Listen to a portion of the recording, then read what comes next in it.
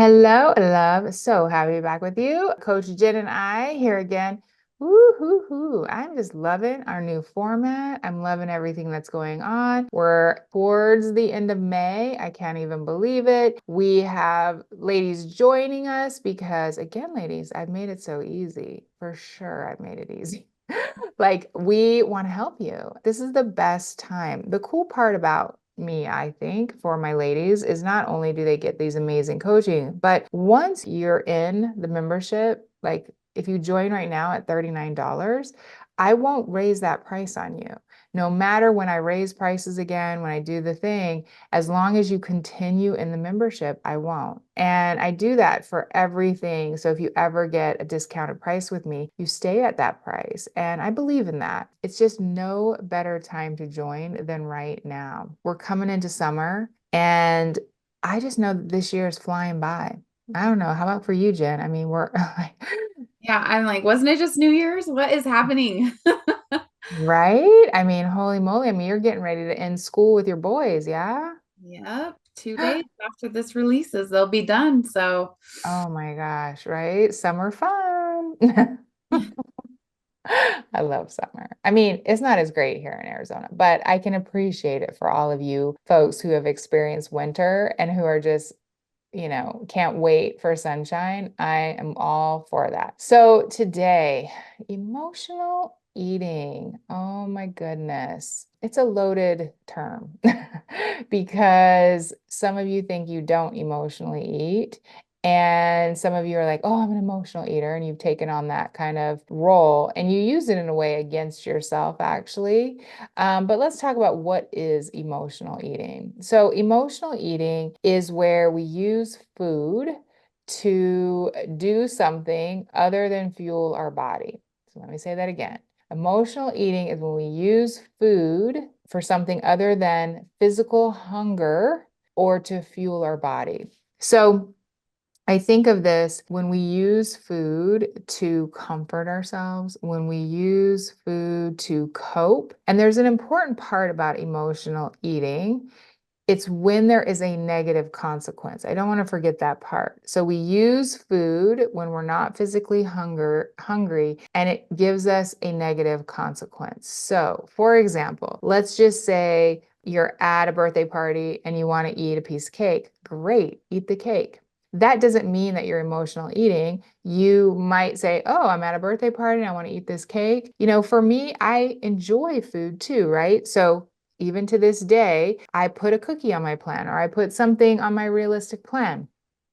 I don't think anything about it. I'm not using food and having a negative consequence because when I start to feel full, I stop eating it. I am make a decision ahead of time and I'm not using it to comfort myself, cope with life, numb my emotions, push down my emotions. That is emotional eating. It is when you're using food to comfort, numb, cope, and it has a negative consequence, meaning you're eating more than what your body needs for fuel, and you're eating it in a way that, provides physical discomfort too, along with the emotional discomfort. Anything, Jen, when you think about emotional eating that comes up for you or the way that you view it?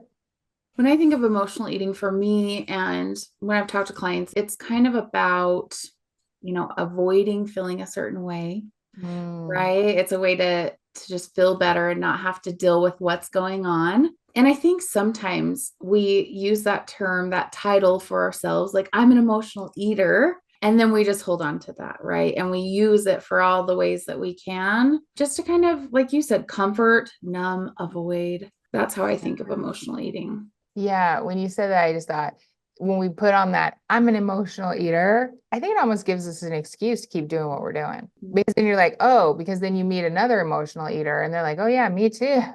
Right. The next thing you know, everyone's like, I'm an emotional eater.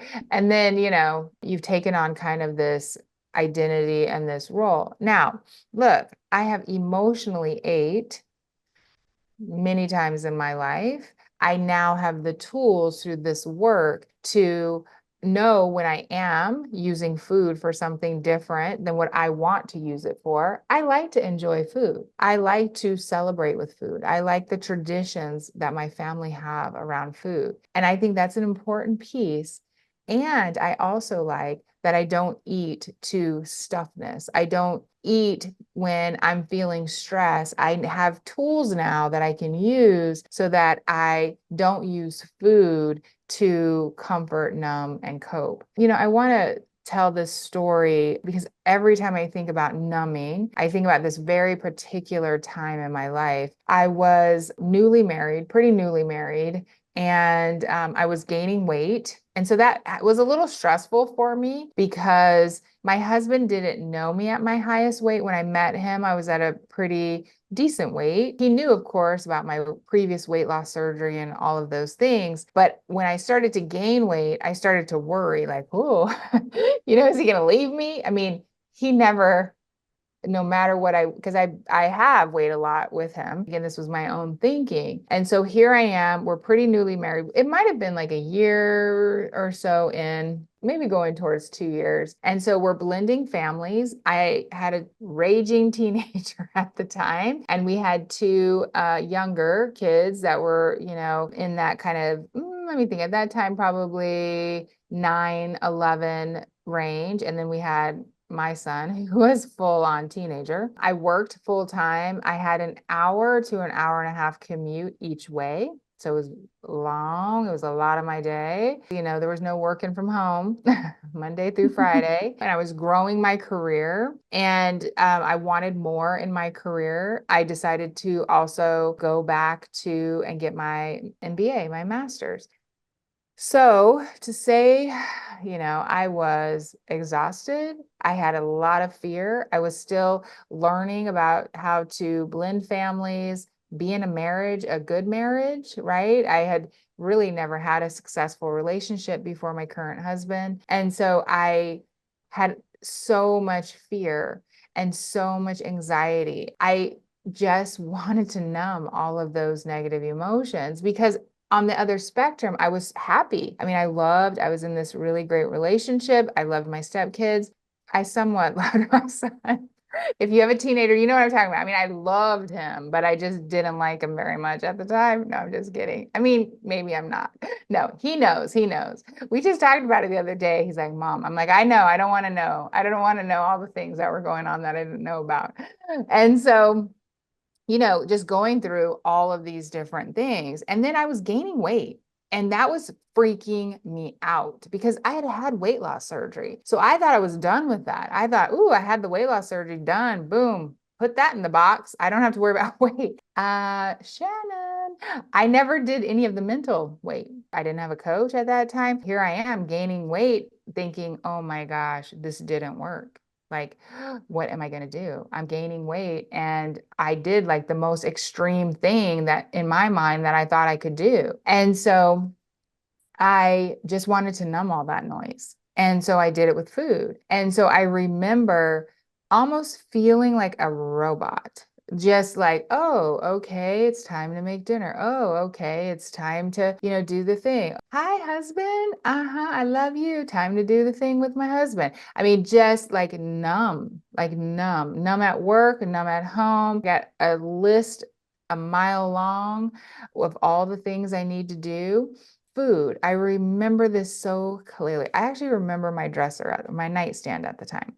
I remember chalking it full of peanut M&Ms. I'm sure Reese's entered it and other candies, and I would always have it full. And then at the end of the night, kids' bed, kids' home, where all the things done, I would go up to my room. My husband and I would watch a show, and I would be like, "Whew, finally." Finally. And I would open that candy up and I would just eat it. I mean, girl, I would eat it up. I had the big bags because I just wanted to be numb before I went to sleep. And I remember it so clearly because at the time it felt furious. Like I was just like eating it while I'm watching TV, and it was just like, please take away the day. I remember thinking like I'm just washing away the day. And this numbness, this kind of disconnection from myself, it's not a happy place to be, actually. You don't have a lot of joy in that. You have a lot of fear and overwhelm. That's how I felt. Numbing was not helping me. And I was still gaining the weight. I wasn't feeling my most energized self with all these things I had going on. This goes back to just thinking about like what we do. In next week's episode, I'm going to talk about a really amazing topic called success pain. And I think about this, I was bringing pain and recreating it in my life by numbing. And it was one of like really like amazing. I mean, me marrying Paul and my current husband was like one of the best days of my life. I couldn't believe that I had found this really amazing human who wanted to marry me too, right? And I remember like just thinking like I had always wanted it because I was a single mom for a long time. And so I just wanted this family. So I had this thing, I had this beautiful career, I had all these amazing things, and yet I had this secret of I got to push down all this other emotion. I got to push down all this pain. And I'm just eating, eating, eating, eating, eating. And luckily, my husband also has a sweet tooth. And so, again, he's oblivious to it all because he was just in love and everything was so good and, all the things, right? But the secret I had was this constant going in my head of like, oh my gosh, I'm gaining weight. What have I done? I can't stop it. Like, I'm going to start my diet. I went back to Weight Watchers. I mean, because I went back to the gym, I started just panicking. And if you've ever had that feeling of panic, of just like, I've gained weight, I don't know what to do, I'm in this secret by myself. I put the smile on for everyone else, like, oh no, I love it. I love it. Everything's good. They're like, oh my gosh, you're married. Oh my God, everything's so good. I'm like, it's so good. Meanwhile, we're blending families and me and my stepdaughter are just gonna fight. And, things are not that great. And my son is a teenager and I don't know who he is. I can't recognize him right now, right? Like all this is going on. And I'm just feeling like, oh my gosh, what is happening? So, Jen, tell me as I was talking, what do you think? Oh, I love that story. I'm sure I've done that too before at some point. I just, ironically, as I was like gathering my thoughts for this podcast, I was having a late night, like later than normal. I love my sleep, ladies. I always, since birth, have done well with sleep. And so I was like, okay, it was getting a bit later. It was a day that the kids we're not at teenage phase, but we are preteen and they just wanted to be, I mean, truly they're just being kids, but I had a lot of things going on. And I was like, okay, when they go to bed, I'm going to get a couple Oreos. I'm just going to go have a couple Oreos. And they went to bed. And then I sat there and I was like, okay, just paused and asked myself, like, do you really still want them? Like, do you really need them? You're going to be going to bed and having this conversation. But so many times prior in my life, man, I would have gone and like emptied out a sleeve of those Oreos because Yes. all the stress from the day, all the things, we just want those feelings to go away. We don't want to have to feel them. And we think that the food's going to do that. Yeah, we do. And nighttime, many of you Yes. struggle with nighttime eating. This is why. It's because it's this relaxation and you have tied relaxation to food. And so it's just become a habit in your brain, your automatic brain. It's just like, oh, wait, we need this. And so again, this is just part of like doing this work to kind of learn the techniques and the tools that we use so that you can, again, do something different. This is the thing. We have emotions and they live in our body. And when we process emotion, when we sit through emotion and we let it be there without taking action, with just letting it be there, pausing, breathing through it, processing it. And we really teach a lot of this. So all my transform bosses, this is an emotions basic and we teach it and we have it in our course and we do a lot of workshops and things around it. We're actually doing in June, our workshop is all around feelings and emotions so that you can become unstoppable. And that's the work that we're going to do in June in Transform Boss because as women, especially when we were younger, we were very quickly told, you're being too emotional. You don't cry. Oh, Lord, she's crying again. Stop that crying. Stop that whining. You know, ladies, right? Like all the things. And so what happens over time is we just stuff our emotions. We just push our emotions down and we don't feel the negative emotion. And so it can get trapped in our bodies, cause physical ailments, physical pain, illness, all sorts of things, actually. And so feelings and emotion lives in our body, not in our heads. When you have a feeling, it's in your body. So when you feel anxiety, you'll feel it in your body. You feel it in your heartbeat. You'll feel it in your belly. You'll feel it in your tenseness, right? That's where emotions live. And so we've just been programmed not to feel them, especially negative feelings, because negative feelings don't feel great. It doesn't feel great to feel anxiety, to feel fear, to feel anger, to feel frustrated, right? Oh, I was so frustrated the other day. I'm not kidding, ladies. I was doing this thing. I was trying to record something for my ladies and Transform Boss, and it just was not working out. The sound wasn't working, the air, all these things. And I now have the tools to process that emotion and to also tell myself, like, hey, before I would have just powered through it. That's my old self. My old self was just get it done, Shannon. No matter what, just get it done. And I was like, no, you know what? I need a break. Like, this is not flowing. I got to do some breath work and some things to kind of like get myself in the right headspace. I said, let's just come back tomorrow. Let's just do it again. And it was so crazy because I came back the next day and whoo, girl, I was on fire. I just like, right?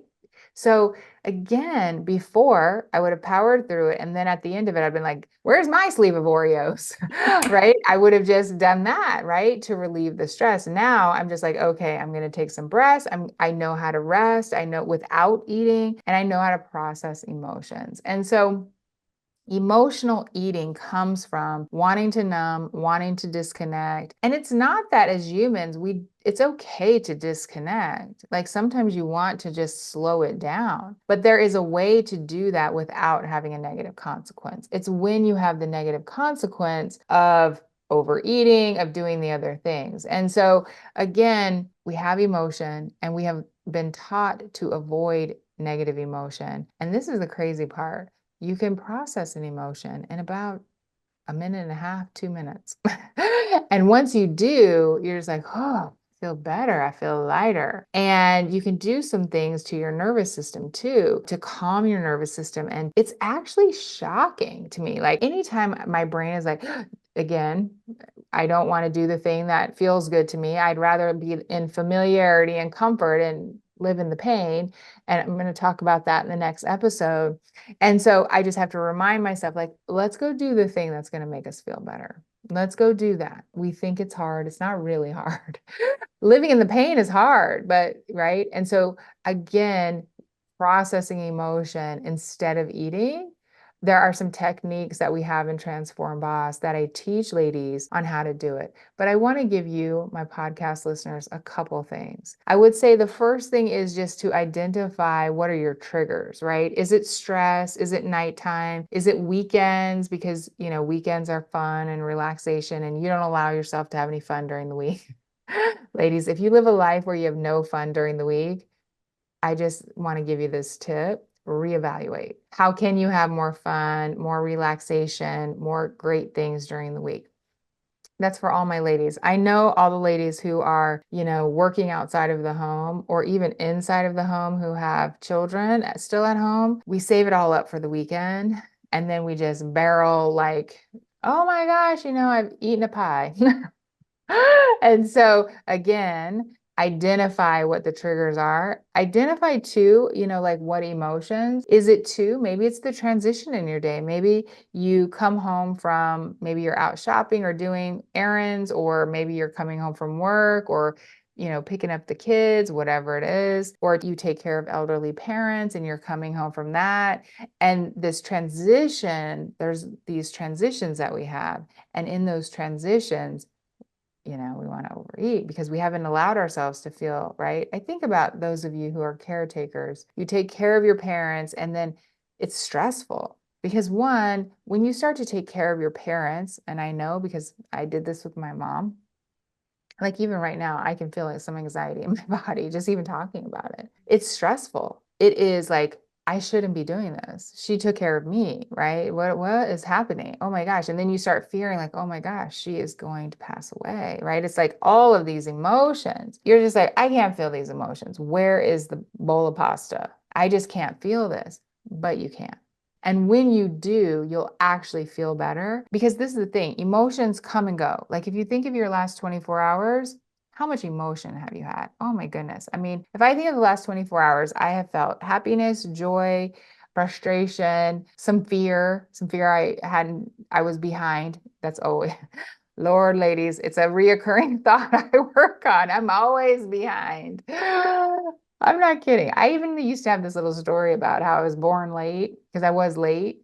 I was like, see, I've just always been late since the day I was born. Ladies, it's good to know those thoughts because it's not true. It's not true. My behind is self-imposed, right? So again, this is why I love this work because you get to figure out what's going on in your brain and in your body, where your emotions live. And so when you can process this, so if you're having so much stress because you're taking care of, elderly parents, or maybe you're a caregiver, when you allow yourself to just sit and process that emotion, or maybe you're in that transition period and you don't take the negative action, I mean, you just start feeling like powerful, like, oh yeah, I can feel the emotion. I can feel this and not eat. And I tell you, it feels so powerful. I can't think of another word. Maybe you can, Jen, but it just feels like, wow, I can feel the urge to eat and to overeat. And I can actually take a breath, use some of the tools, and just like feels amazing. What do you think, Jen? As you were talking to, I think it's a little off topic, but I think it goes with this. Yeah, It's yeah. expectations. Oh, Because as you were telling your story, right, you found this amazing man to be your husband. You have stepchildren and a son that you love, and a great job, and going back to school, all these things that should be fabulous, right? And I think when we put on these masks and to everybody, yes, it's fabulous. Everything's going great. And then internally, we're not being honest. We have this mask and we have this expectation that when I've checked off these boxes, maybe weight loss is one of your boxes. When I've mm, checked these boxes, then these negative emotions are going to go away and I'm just going to get to be happy and things are going to be good. mm, And they should be different. But I think just allowing and embracing, no matter what, where you are in life, what you're experiencing, you are always going to have all the emotions mhm. and just embracing them instead of thinking that they one day will go away or they shouldn't be there. Because I think for me, that's a piece of this emotional eating is that, I've got, right, then we start telling the stories. I've got so much to do, blah, blah, blah, I'm behind all the things. And if we can just take that moment, have the awareness like you talked about, and just embrace the emotion, allow ourselves that a minute and a half, 2 minutes to process it, and remind ourselves like it's part of the human process. It's okay that we are experiencing this. Nothing's gone wrong, essentially. Nothing's gone wrong. Look, life, every day you will have just an array of emotions from negative to positive to neutral, all of them. You'll get bored, you'll get happy, you'll feel excited, you'll feel sad. This is a day. Now, some days are a little heavier depending on what's going on in the negative, and some days are more, right, are more in the happiness and joy. But I could not agree more with you, Jen. I don't believe the purpose of our life is to be happy. I believe the purpose of our life is to one, find your purpose, and then two, live in your purpose, and three, feel all of the emotion of it, all of it, the good and the bad. Because when you can feel emotion, you just feel unstoppable. So identify your triggers, right? Where you're kind of eating outside of what you want, really. You're having a negative consequence, right? And identify what's causing that. Just ask yourself why. Like, what's happening? If you ate more than you wanted, ask why. And then also, look for other ways to cope. I think we use food to cope and to numb. And so, is there other things that you can do? There's a million things you can do. For me, I just like to make it simple. When I am feeling emotion, I like to breathe through it and I like to pause and get back into my thinking brain, out of my habit brain, out of my, flight, fight, or freeze brain. I like to call her Lizzie. I like to just get out of that and just come back to myself and just breathe through it. I don't want to make it complicated. For me, just getting up, just that fact of movement and just getting up, walking to the other room, taking some breaths. It's just a really simple way. And then lastly, get support.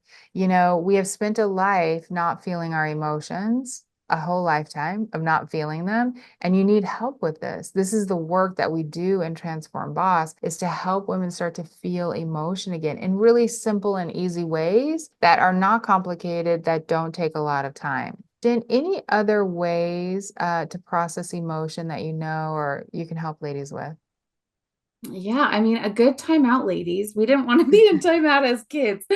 I put myself in timeout sometimes. I'm like, I I just need a love minute. I just need a minute. I just had this story pop in my head real quick that a friend, her son's baseball team, they were in a tournament and they lost, I think, quite a few games, a couple games. And the coach said to them, listen, when you go home, I don't want you to go get on YouTube. I don't want you to watch TV. I don't want you to do these things. I want you to just be. Oh, Because when we go to TV, when we go to food, when we go to those things, it's avoiding feeling those emotions. So I would say, like, just be okay being with your emotion mm, and just trying to be proactive with that, right? Maybe you've had a stressful day. Give yourself that 5 minutes in the car when you get home in that transition from work to walk in the door, or whatever your transition is. Maybe you can build in a 5 minute or a 2 minute time period where you just have that moment to breathe and be with yourself. oh, I love it. I love the verbiage of timeout too. When we were kids, we hated timeout, but this is what I find. Most things that I did not like as a I know. kid, I am hopeful for as an adult, like sleep, rest, all the things, right? I'm like, oh, please, right? Oh, I love it. I love it so much. All right, ladies, I loved this episode. Again, we'll see you in a couple weeks. We're going to talk about success pain.